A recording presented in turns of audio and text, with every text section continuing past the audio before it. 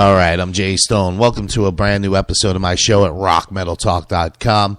You can check me out on the Metal Station and the Talk Station at granitecoastentertainment.com.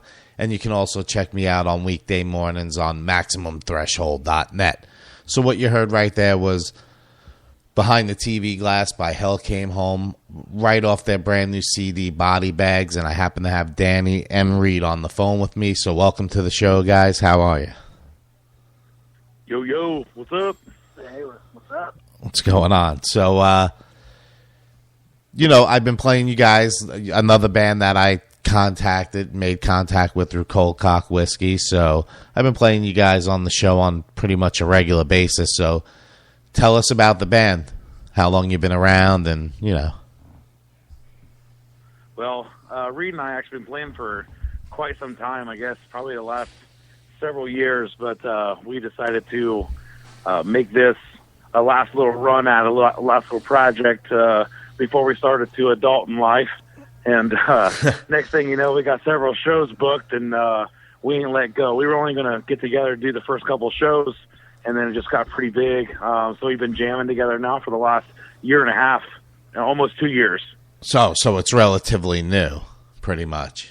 Yeah, this project is, yeah. Yeah, so you guys put out a brand new CD. So in a year and a half time for the, quality of the songwriting and the production, I mean, it's pretty good to put that type of material out within the first year and a half. So what was the process? Right. What was the process like? I mean, did you guys just have instant, what's the word I'm looking for here? Just creativity instantly? Well, Reed's a writing fool, man. He can just write like nobody's business, and he just has all these songs. And we used to, I just told him, I said, send me what you have, and he sent me about an album's worth, and we whittled it down to about 11 songs that are on the album now.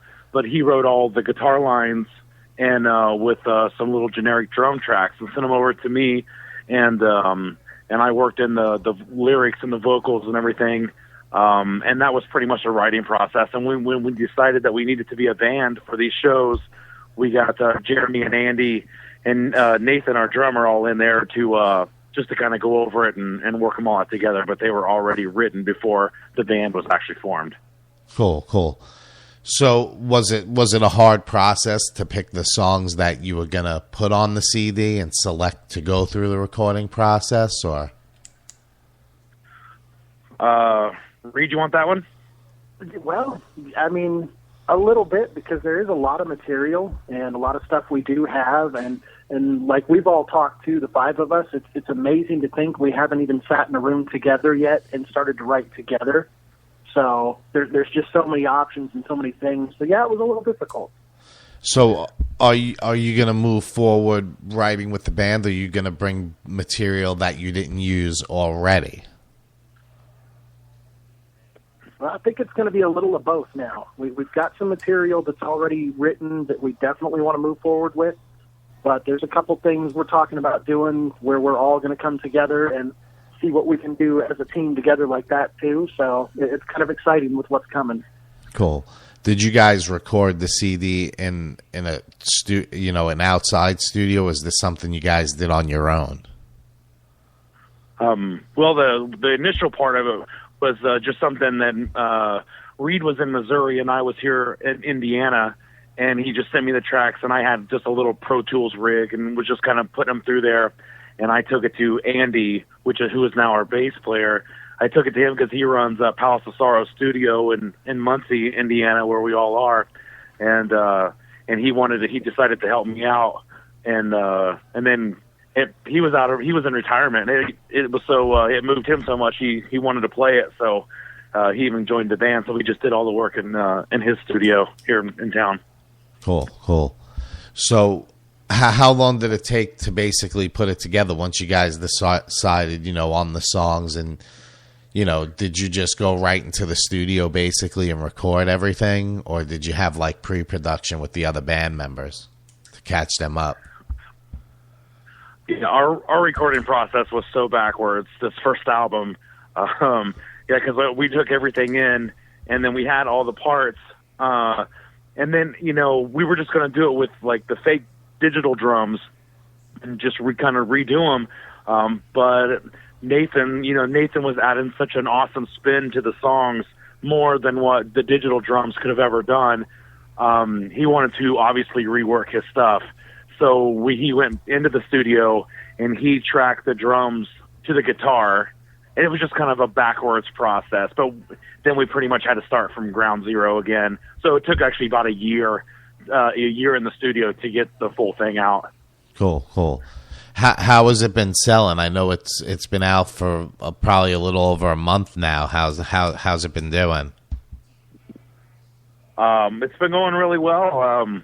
We've sold, what did we sell out, Reed? Probably about in the first week and a half. About a week and a half, I think we went through our first 300. Wow. Yeah, definitely. Yeah, that's cool. I mean, and that's physical copy, so that's not easy to even achieve these days. Are you keeping? Right, yeah, that's physical, non-digital. Are you guys keeping track of all the digital sales? Because I know sometimes that gets a little, sales get lost in the mix and stuff. So everything isn't always 100% with that type of deal. We have transactions on everything. We have all the like receipts. We get rundowns and summaries of all the digital distributions that we go through. So we have a good idea of where everything's at and what we're selling through and everything. So a lot of it on iTunes and Google, and so that's a big plus. So what's it like as far as rehearsals? Do you guys do a lot of rehearsing during the week, or?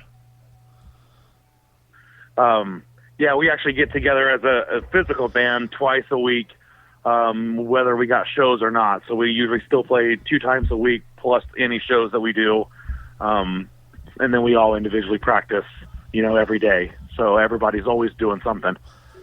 How many shows do you guys do? Do you play once or twice a month? Or I see a lot of, posts and stuff. It looks like you guys got a good stage show as well. Yeah, we try to be booked every weekend. Cool. That's awesome. And now this summer we're going to try to make some runs down south, probably in your neck of the woods, cool. The southern lining states, and then hopefully out to California and back in January when we go to do round 2, the CD number 2. Do you you just keeping it local right now? So all of those shows that I see posted, that's all pretty much local to your area? No, we go down to last year we went down to Dallas for the Ride for Dime. We do Missouri. We do everything in the tri-state area. Doing Nashville in September. So we travel. We're not scared of the local area. Outside of the local area. Right. How is the crowd in your area as far as playing shows? Is it easy to draw or? Well, I mean, the shows that we've been playing, yeah, they've been pretty big. So we've been very blessed with crowds at our shows. So that's awesome. So I guess is that where most of the CD sales come in? Is that the shows or? Yeah, actually, that first batch though, we didn't even play a local show yet. We had outside shows like in Ohio and then South Bend, Indiana. And almost sold through our first 300, like I said, before we even got a chance to give anybody in our hometown area a copy. Right. No, I hear you. I know you guys everybody was excited just from seeing the post on Facebook. So that's got to be a good feeling there because as soon as you guys posted, everybody was like, I want a copy. I want a copy. So that's right. I mean, and the guys even went through and hand delivered a lot of them because we didn't have a show right then. So the guys went out and on foot and started hand delivering them to everybody. Cool. Have you guys shopped it out to any labels, or has there been any label interest? There's been a couple, but yeah, we're trying to figure out our management situation now, and we got some things in the works. But we're just kind of letting things ride out and see where they go. So you mentioned like CD number 2.